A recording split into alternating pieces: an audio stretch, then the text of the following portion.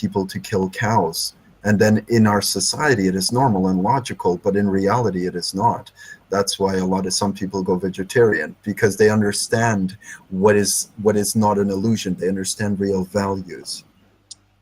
So when I eat hamburgers, is that an illusion?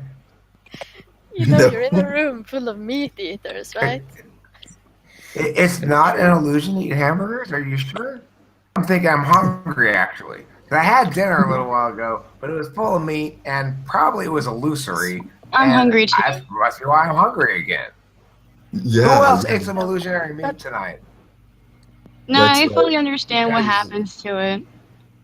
Okay. But I mean, you have to kill animals to have food. I mean, hunting was a thing before. You don't have to kill animals to have food. I mean, sorry, wrong. Yeah, bad sentence. To have meat. That's one thing I'm tired. Okay, but the point, Michael, is that I do eat meat that has been killed. Somebody has killed a cow. It is normal in the status quo, and I do eat that cow. Now, when you say in reality, it's not normal, what makes it in reality abnormal, but in actuality normal? Is that a question to me? Sorry. I thought it was. I think he's talking about it's only normal within a society that's been constructed. That's kind of okay. But so what are you saying then? If I was raised by wolves, I would know better than to kill a cow? I think that's basically what he's saying. If I weren't raised by humans, I would know the cows were not delicious, even though they actually are. I'm thinking what you just proved there, my friend, is that being raised by animals other than fellow humans is a bad way to attain humanity. I agree with you. I advocate against other species raising our young. All in favor? Aye. It passes. No more shall other species be allowed to raise our human young. This is on topic. This is a topic, remember?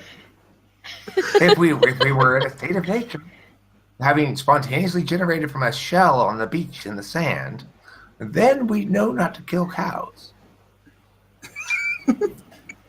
Well, look, we're human, right? We're not pebbles, we're not rocks, we're not animals.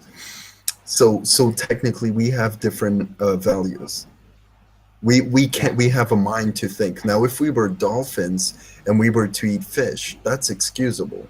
But we're not. We're actually humans. Because they may be dolphins. Now, if we were porpoises, though, we'd be moral reprobates, and we'd have to be held to account. That's right. Okay. So I want to talk about the idea that there is human nature and there is the idea of animalistic natures. And animalistic natures in a human being, they create savageness and they make the human being become violent and become more animalistic-like versus being more human-like and understanding and more diplomatic, disciplined, not Samaritan. No, that wouldn't be a good idea. And basically having the two of them together and weighing the idea between what is the human's definition. Is he more animalistic? That means if you're more animalistic, you go towards the spectrum of psychosis. You go towards the spectrum of low vibrational emotional impulses. Versus if you're, let's say, a human being, you end up being more open-minded. You end up actually gaining more people's attention, and you end up actually being able to, expand the range of the emotional energy you generate to other individuals. Michael, I have a question for you. It's called the Omega. You know that the smartest creatures that exist are meat eaters, right? Yes. And you know that the human also is smart because we had access to protein. Yeah. So in one way, that's fighting evolution. That's right. But evolution could be a bad system. It could be there's a girl that survives of sunlight, believe it or not, and poops goat poop, basically. So I mean, there is ways that we could develop new opportunities to surpass killing animals and for our... and also I have another question. It was about your thinkers versus feelers, right? I believe that your theory is that a thinker it's easier for a thinker to manipulate their own feelings. Is that Yes. Yes. And yeah, it is easier. do you draw a link between that and narcissism? I do draw a link between that and narcissism, because if a person can manipulate their own feelings, then they could prevent problems, of course, which is good and bad at the same time. But the idea is the person could have another definition in himself versus what he is projecting to others. But that doesn't mean people don't have feelings. It only means that they prefer to choose other things than feelings when they make decisions. It doesn't mean that they don't feel them. Yes. It doesn't. So how can you draw that link then? So you feel things, but you make decisions. I make decision based on other things than feelings. Yes. Okay. Okay. What about feelings? Why don't you like to use feelings, for example? Well, I do if it's not contrary to other things. Okay, I see. But that form of, I'm sorry to say, but that form of class differential difference between using thinking versus using feelings is kind of very argumentative in itself as well, because you take, for example, a person who is very aggressive, and he would have a lot of emotions to validate his means of understanding, and you could take someone who's very corrupt in thinking, and he could validate his thoughts and control the person who is emotional. So it's kind of a class ideology. But thinking and corrupt is not the same thing, because you do know that thinkers and feelers in general reach the same conclusions, just based on different facts. Would they? I wouldn't be sure. Let's see. Let me think about Michael, it's something important to note that we should probably throw in the mix here, which is I often get visibly very emotional, and people often, feelers will come in and they'll say something like this. They're like, well, you know what, Eric, you were yelling, you were really emotional. Oh, and they're talking about my display of my tone and my emotional state and stuff. And they mistakenly believe that because I was yelling and displaying a lot of emotion, that I must be less reliable in my conclusions. But if they listen to the words, they'll discover the exact same words I say if I'm not yelling, and they make perfect sense. And so that's a perfect example of how feelers can be easily deceived by their preference for a feeling-based metric, because they develop heuristics or rules of thumb shorthand to get around the fact they don't actually do the logical calculus to determine whether what is being said makes sense or not. So when those heuristics break down, as they do with me, the person who's evaluating me is wrong nearly 100% of the time, and demonstrably so. I got to take the trash out. I'll be right back. Okay. All right. That does make sense. Well, to the idea of that is, I guess it's a choice, but it's a choice of what are you inside? Are you more emotional, or are you more thought oriented? It's not a choice. It is. Why is it not a choice? Maybe for narcissism it is a choice, because for me it's definitely but that choice. has nothing to do with the difference between thinkers and feelers. But what's the difference between thinkers and feelers then? Then I don't know. Then I don't know. No, but the idea is that, okay, right. Okay, there's good and bad, but it is what people believe and what people do. Again, that's all it is really about. No, but feelings is not a belief. It's something you're born with. I know. For me, it's a belief. For me, it's not. It's not. If it's a belief, you don't have feelings. Yeah, I have recall feelings. I have different types of feelings. I have feelings that are weird type. I don't know how to explain it. Like I could feel I care for the person, and on another layer, it could hit me like another emotion could come up and be like, I don't care.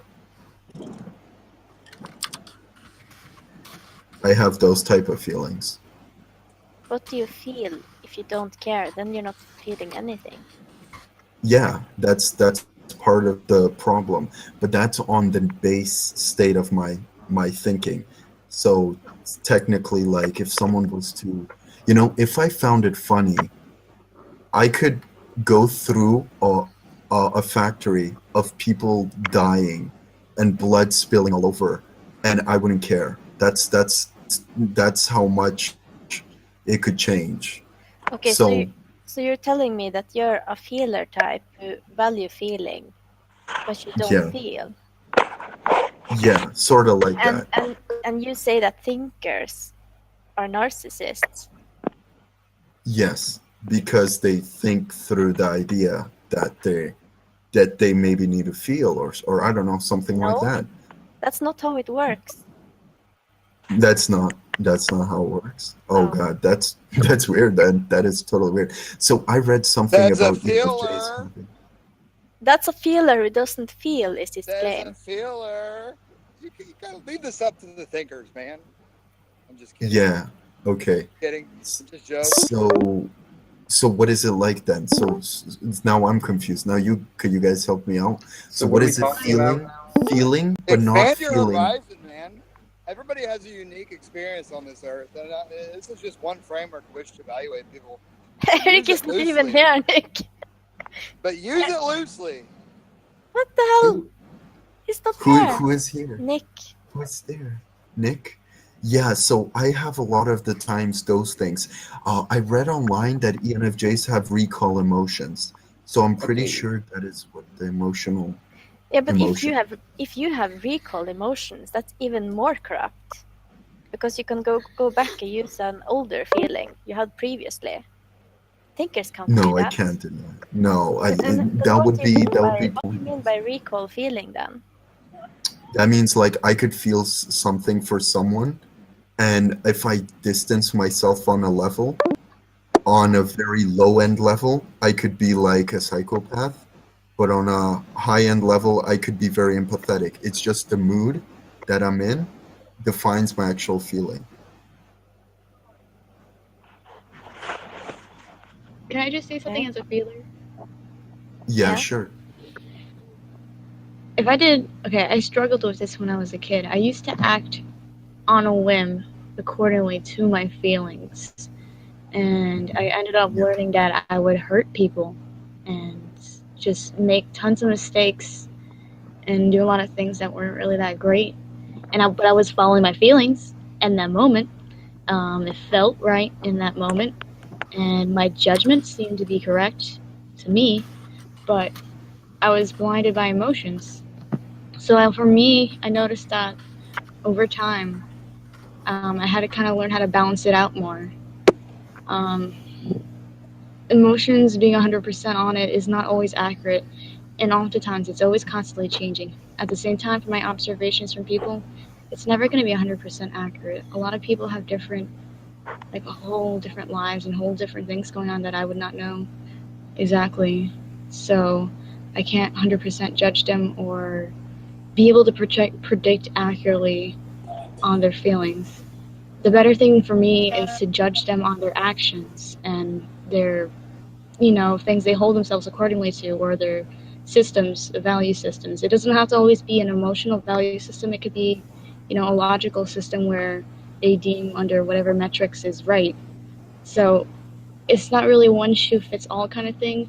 I understand where you're coming to with the ego kind of thing being too much into it, but I don't know for everybody if it would 100% work, because there's so many different kinds of people, and at the same time it's kind of, I'm already getting lost. I'm kind of tired, so. I see. Actions versus feeling. Yeah, I guess that does make sense. I could accept that. I just want to try to understand. All right, what are you trying to understand? Can we just? Okay, but let's say we all have the same functions, right? I think it's autism, guys. Could it be autism? What? Wait, because like this whole feeling thing, but not really feeling it. No. I'm not. You're not autistic. I have taught autistic people plenty of times in my life, being a former special ed teacher. There's nothing autistic about you. What you are is somebody who's accustomed to successfully doing